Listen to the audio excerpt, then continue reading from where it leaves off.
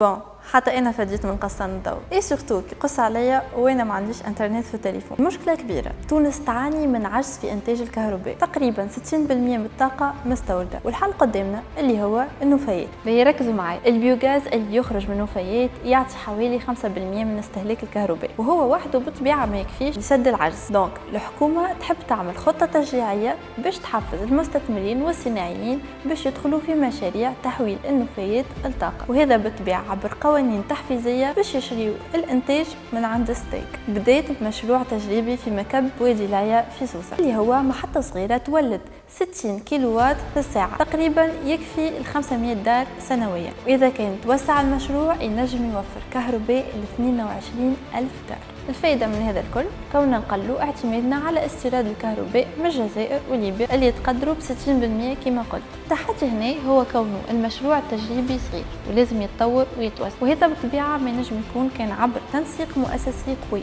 بين وزارة البيئة، مؤسسات كبيرة وشركات دولية، وهذا مع تراخيص تشجيعية واضحة، تمويل بشروط متناسبة للمستثمرين اللي تخليهم يتشجعوا باش يستثمروا في بلادنا. الخلاصة هوني كونها تونس اليوم عندها فرصة باش تتحول من مستوردة للطاقة إلى منتجة خضراء، وهذا يخلينا أقل اعتمادا على الخارج، والطريق واضح: تحويل النفايات إلى طاقة واستثمار الطاقة المتجددة وبناء اقتصاد أكثر استدامة.